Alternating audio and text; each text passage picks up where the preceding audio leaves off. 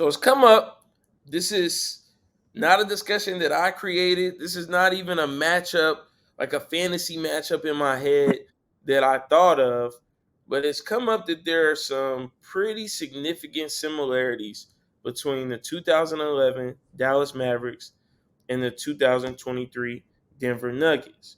If we were to go in detail about those similarities, I could, tell you exactly what they are. So, first off, both teams have, as obviously as it could be, a European star. 2011 Dallas Mavericks had Dirk Nowitzki. 23 Nuggets have two-time MVP, the Joker. Both teams had zero All Stars outside of those two guys in both of those seasons. So that's a huge deal as well. No other guys on the team were All Star teammates. Both teams beat a KD trio. So we were just talking about KD and now his fourth big three that he's going to be on, I believe, maybe fifth. Um, but both teams, the 11 Mavericks, beat KD, Westbrook, and Harden. The 23 Nuggets beat KD, Booker, Chris Paul. Both teams swept the Lakers. 2011 Mavericks swept Kobe Bryant and Paul Gasol Lakers. It's crazy. 2023 Nuggets swept LeBron James and company Lakers. And last but not least, both teams beat the Heat in the finals. The Mavericks beat LeBron James, D Wade, Chris Bosh. 23 Nuggets beat your boy Jimmy Buckets, Bam Adebayo, and company. And for both teams, this was their first NBA championship. So if we had to match these teams up, right? This is a fantasy matchup. First championship for the Mavericks, first championship for the Nuggets in franchise history. One we just witnessed here recently, one some of you guys didn't witness at all, but LeBron has a record that's losing in the finals. So just think about one of those L's. Some of you did witness that and saw the dominance that the Mavericks had over the Heat in that final series. If you had to pick up, which team wins a 7-game series? Oh man, this is a tough one because that Maverick squad, I think they had Tyson Chandler, I think, right? Sure. Tyson Chandler, JJ Barea, Jason Kidd, Jason Terry, JT the Jet, Sean Marion. So they had a few pieces.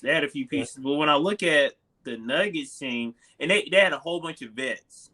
They had a lot of vets on that team. Very seasoned players that at one point in their careers, outside of JJ Barea, all-star, perennial all-stars, right? When I look at that Nuggets team, they're younger, they're deeper, well coached, of course. Coach Malone. I'm gonna have to go with the Nuggets. I think when you put body for body on the Dallas Mavericks team, I feel as if the Nuggets are a little bit more athletic. At that period in time, maybe a few years earlier for the Dallas Mavericks, that would be a different debate, especially with Sean Marion and other players and such being extremely athletic. But I think the Nuggets are a lot more athletic. Their bench is deeper, and they have better shooters. I mean, at every position, they're starting lineup 1 through 5. I mean, everyone can shoot the tray. Everyone can shoot the tray ball. Sure. And they got some really good size on them, too. Those guys are pretty big. So I'm going to have to go with the Nuggets. I'm going to go with the Nuggets as well, and it's because of one name and one name only, the Joker. Who on that Mavericks team would have been able to guard the Joker? I know Tyson Chandler is a prolific shot blocker. Known for defense. But I mean he's not stopping the Joker. Then we have an older Jason Kidd trying to guard Murray. Jason Kidd it was one of the elite defenders when it comes to point guards. Hall of Famer. I love Jason Kidd, one of my favorite players. But at that point in his career, matching him up against Murray and just what we know Murray is capable of and what we saw him do in this past finals, I don't think he slows him down in a way that's conducive to the Mavericks winning. I feel like Jason Terry would have been able to knock down threes, but opposite of that, you got Michael Porter Jr. doing the same. And if you got Tyson Chandler guarding Jokic, then you're putting Dirk on who exactly? Who is Dirk going to guard? And whoever he guards, I feel like there's going to be some abuse. I mean, because if you put him on Aaron Gordon, I don't see Dirk guarding Aaron Gordon. It's not a Let's bad matchup. I just think Aaron I Gordon don't, would.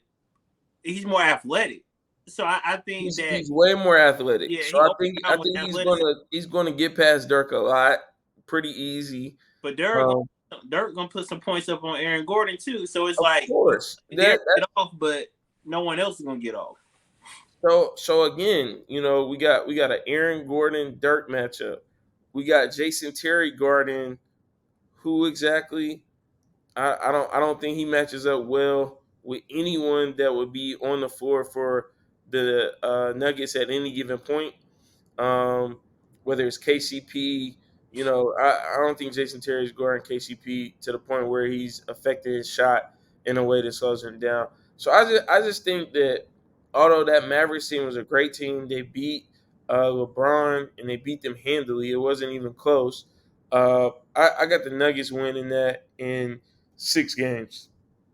Okay, I might have Nuggets in 5. Nuggets in I, 5. I wanted to give them the benefit of the doubt. I got Nuggets Like, in hey, 5, man. okay, Yeah, and I can't argue that. I'm putting it on the record. If everyone stays healthy in Denver and they continue to play the way that they're playing, they're going to repeat. They might need one more bench player just to keep things, get somebody in the draft that's pretty solid. But I think the Nuggets can, in fact, repeat. They're too deep. They are deep. Yeah, they definitely will make another run. And I think the craziest thing about this run, which when somebody says repeat, you kind of immediately want to deny a repeat. Man, they're not gonna repeat. And then you got to think about it and say, well, it's very possible.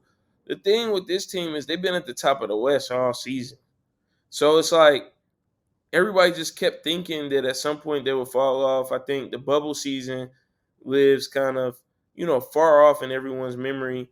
And again, Jamal Murray getting hurt. If he doesn't get hurt there, we don't know what could happen that season for them. But Yep. this team has been at the top of the West all season, been one of the higher scoring teams all season. So again, how do you see them falling off of that cliff to the point where everybody gets that much better? I don't know. I don't necessarily see it.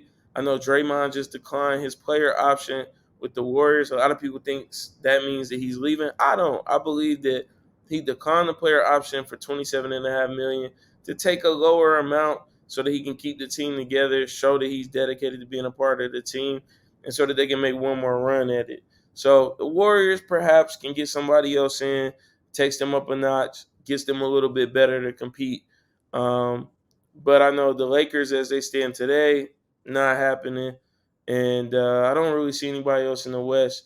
Even this, new Suns big three, I don't think they really would stand the test against the Nuggets. However, I will say the move, now that I think about it, for the Suns is one that it's a move geared towards competing with the Nuggets specifically, I believe, because by adding Bradley Beal, get eliminating Chris Paul. Chris Paul's an old school point guard. I don't think he's going to run at the rate that Suns team needed to run in order to beat a team like the Nuggets.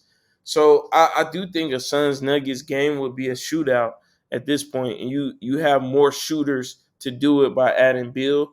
But I still don't think they have enough for the Nuggets. Nah, not at all. Yep.